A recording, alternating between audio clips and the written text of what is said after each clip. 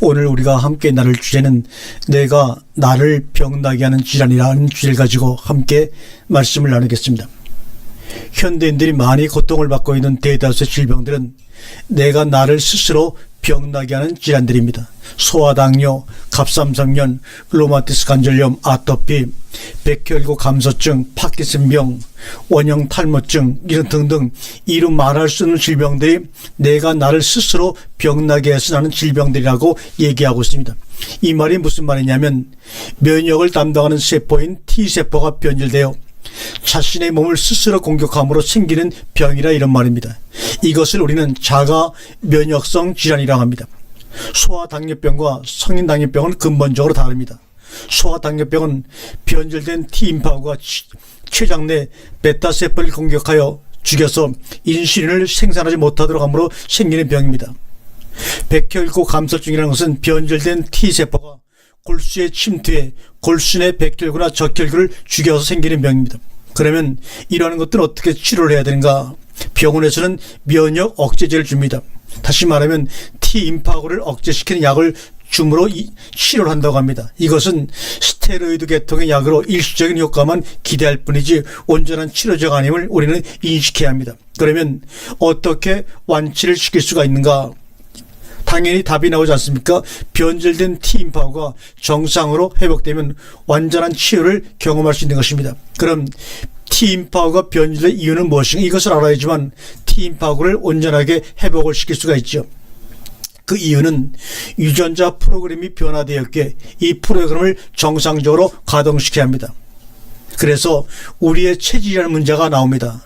우리의 체질은 무엇인가? 이것은 바로 몸의 성질을 체질이라고 하는 것입니다. 또 몸의 성질은 세포의 성질을 말하죠. 세포의 성질은 유전자의 성질입니다. 또한 유전자의 성질이란 핵의 에너지의 파동입니다. 그러므로 T임파구의 성질은 마음의 상태에 따라 아주 민감하게 반응하는 것입니다.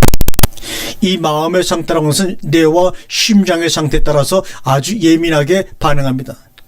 세포 수용체, 이것을 우리가 안테나라고 얘기하죠. 세포 수용체, 엔돌핀이나 세로토닌이 붙으면 T임파구가 더욱 활성화가 됩니다.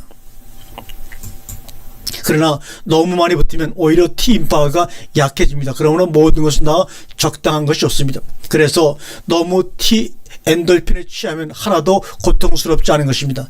세로토닌은 혈액이 응고할 때 혈관 수축 작용하는 물질로 뇌와 장부 조직에서 많이 생산되어 우리들의 감정을 조절합니다. 마음이 기쁘면 엔돌핀이 나오고 마음이 평화스러우면 세로토닌이 나와 우리가 마음의 상태를 느낄 수 있는 것이지 엔돌핀이나 세로토닌 때문에 마음이 기쁘거나 평화로운 게 아닙니다. 즉 마음의 상태가 체내에서 엔돌핀과 세로토닌으로 변하는 것입니다. 물론 인위적으로 엔돌핀이나 세로토닌을 인체에 주입시켰을 때 잠시 기분 좋은 상태가 나오나 그것에 대한 부작용은 누구도 감히 장담할 수가 없습니다. 엔돌핀과 세로토닌은 T임파구 활성화에 적극적으로 작용하는 호르몬입니다. 그래서 우리 여기 만나다 힐링 캠프에서는 T임파구, 다시 말하면 T세포, 임파구를 피 속에 돌아다니는 마음의 작은 조각이라고 부르기로 했습니다. 다시 말합니다. T임파구를 피 속에 돌아다니는 마음의 작은 조각이다. 진리를 들으면 여러분 몸속에 있는 유전자가 반응합니다.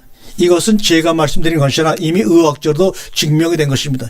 여기에 반응에 T임파구가 계속 반응하면 에너지가 소모되는데 이때 계속해서 깊은 호흡과 건강한 음식 그리고 적당한 운동을 하면 에너지를 잃지 않고 T임파구가 회복전까지 가서 온전한 치유의 사명을 마치게 되는 것이죠. 믿는 것이 진리가 아니면 분명히 한계에 부딪히고 맙니다. 여러분 이 말씀을 명심하시기 바랍니다. 여러분이 지금 믿고 있는 것이 진리가 아니라면 분명히 어느 시점에 와서 한계에 부딪히고 맙니다. 그러면 암세포를 죽이는 세 가지 형태가 있음을 여러분에게 말씀드릴게요. 첫 번째, 암세포가 생기면 T세포가 이식합니다. 그런데 T세포가 생기면 부족하면 암이 활성화되기 시작하죠. T세포가 활성화되기 시작하면 드디어 그때서 암세포를 죽이기 시작합니다. 여기서 T세포를 활성화시키는 것이 바로 뭐냐? 어떤 약도 아니고 우리의 마음입니다. 왜요? 유전자는 우리의 말, 의미에 반응하도록 하나님이 그렇게 만들어 놓으셨기 때문입니다. 두 번째, 자연 살상세포입니다. 내추럴 킬러셀입니다. 자연 살상세포는 암세포를 터뜨려서 죽이는 세포입니다. 세 번째, 우리나라 신 박사님이 발견한 P53 종양 억제 단백질입니다. P53 세포의 돌연변이와 암세포가 제멋대로 증식하는 것을 막는 역할이 바로 P53입니다. 이 P53이 활동할 때 우리의 유전자를 분별하여 나쁜 곳이 있으면 나쁜 유전자를 물어뜯은 후 다시 짜맞춰 실로 꼬맵니다. 그럴 때 변질된 세포가 정상으로 회복이 되는 것입니다. 암세포에는 악성과 양성 두 가지 종류가 있습니다.